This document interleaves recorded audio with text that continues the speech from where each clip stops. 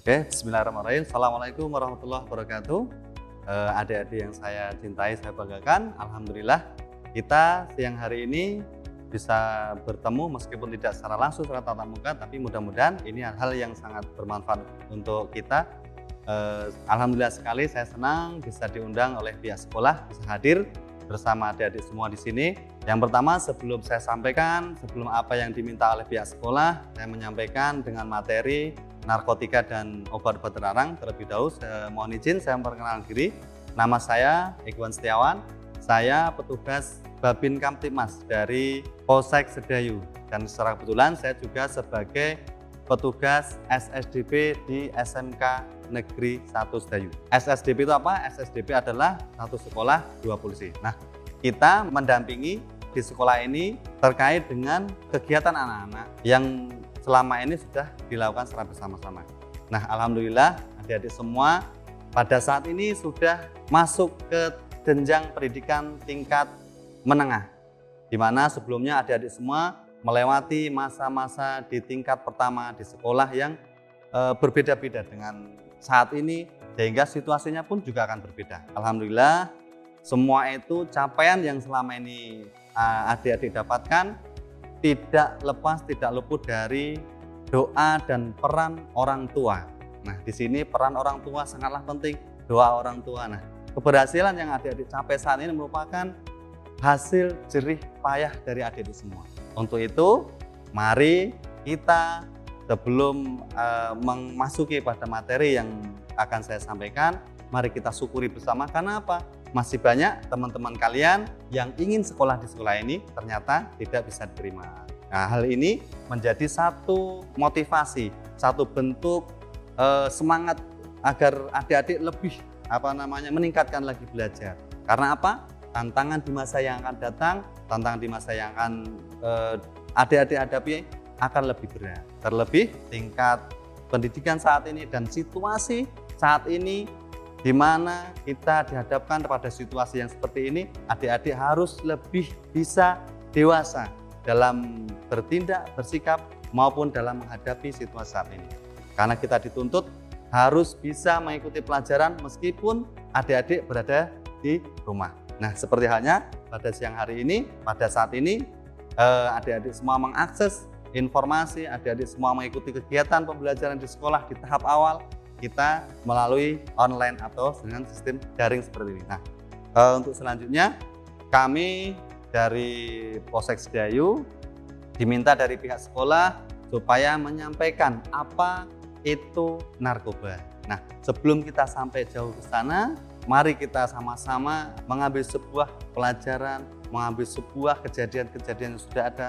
Banyak kita lihat pemberitaan di media massa, di media televisi, di mana banyak orang-orang penting, banyak orang-orang terkenal yang terjebak oleh narkoba. Nah, hal ini jadi mengisyaratkan bahwa narkoba ini tidak hanya berada di lingkungan pelajar, tetapi juga narkoba ini sampai kepada orang-orang penting, bahkan orang-orang yang berpendidikan tinggi.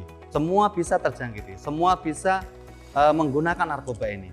Tidak terkecuali juga adik-adik semua, di mana apabila nanti adik-adik tidak bisa membedakan antara bergaul dengan teman atau dengan lingkungan yang saat ini, nah adik-adik tidak bisa menjaga diri, hal ini tidak menutup kemungkinan bisa terjadi.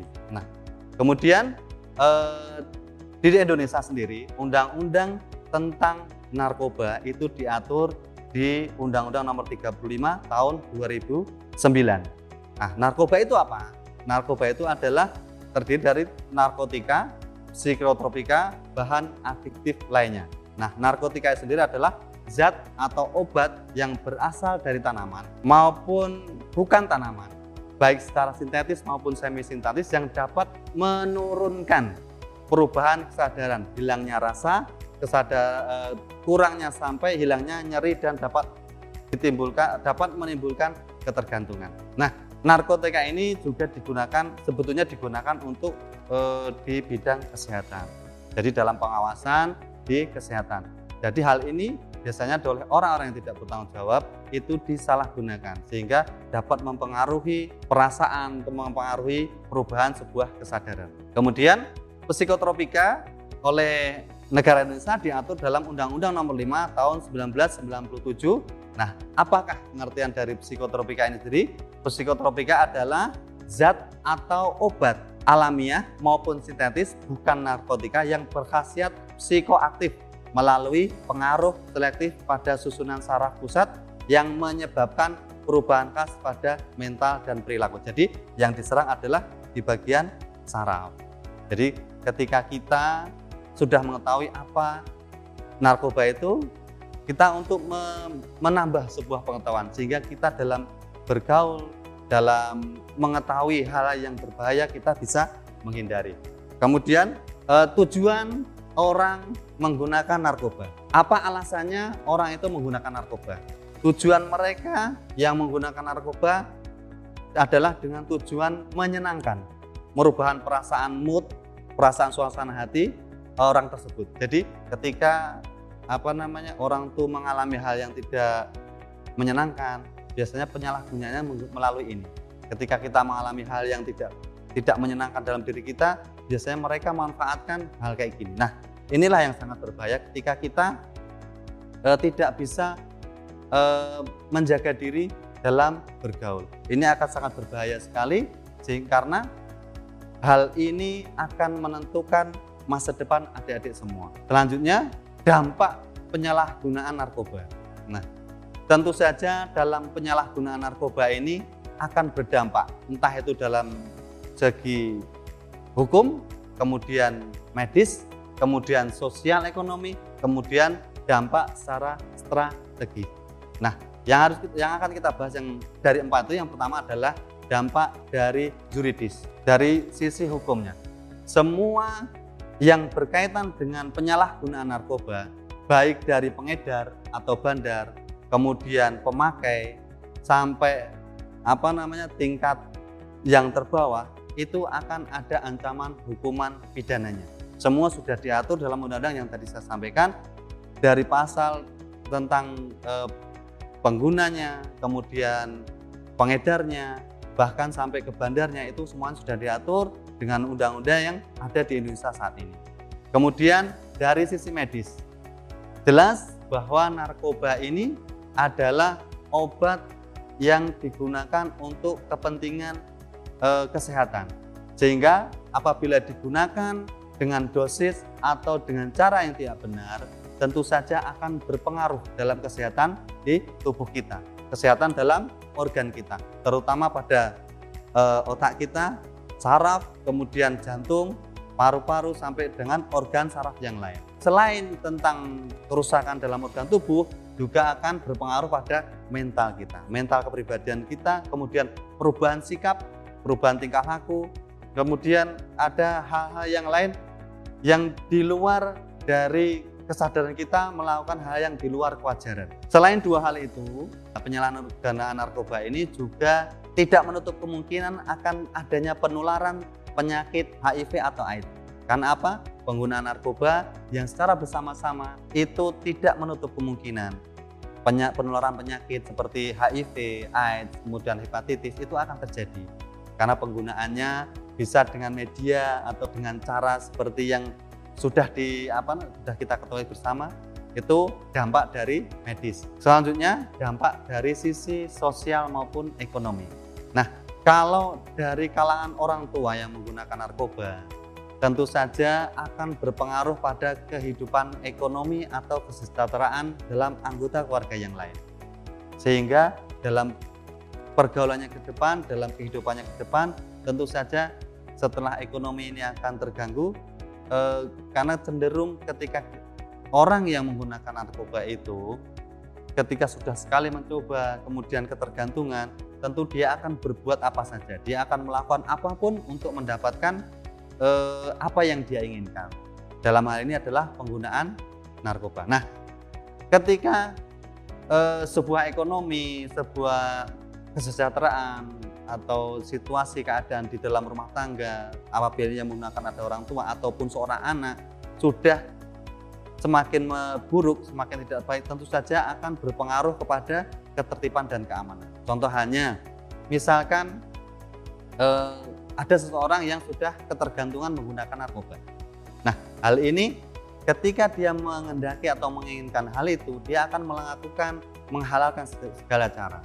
Misalkan mengambil barang atau sesuatu yang berharga dari milik orang lain tanpa seizin, kemudian dijual, dan hal itu digunakan untuk apa yang dia inginkan. Nah, ini tentu saja akan dampak ini akan terus berlangsung seperti itu dan tidak baik. Kemudian tentu saja di samping dari adanya atau munculnya sebuah ketidaktertiban atau ketidaknyamanan di masyarakat, ketika orang yang menggunakan narkoba ini mengendarai sepeda motor, dia akan terpengaruh atau dalam pengaruh obat-obatan, tentu saja akan mempengaruhi atau akan menimbulkan kerawanan kecelakaan lalu lintas. Misalnya ada seorang pengguna narkoba, kemudian dia menggunakan kendaraan, entah itu sepeda motor atau mungkin kendaraan roda 4, dia terbawa dalam sebuah halusinasi atau dalam pengaruh narkoba, dia akan mengendalikan kendaraan itu tentu saja tidak seperti orang yang dalam keadaan sadar. Kemudian narkoba adalah sebuah obat-obatan yang nilai jualnya itu tidaklah murah. Artinya ketika kita mau mendapatkan itu, tidak sedikit uang yang harus kita keluarkan, sehingga hal ini akan memicu sebuah kebutuhan atau tingkat kebutuhan keuangan yang lebih besar dibandingkan orang yang tidak menggunakan. Kemudian dampak yang keempat yaitu dampak dari strategis. Kenapa dampak dari strategis? Karena rata-rata pengguna narkoba di Indonesia ini adalah kalangan generasi muda. Padahal kita tahu bahwa generasi muda adalah generasi penerus yang akan meneruskan keberlangsungannya negara Republik Indonesia ini.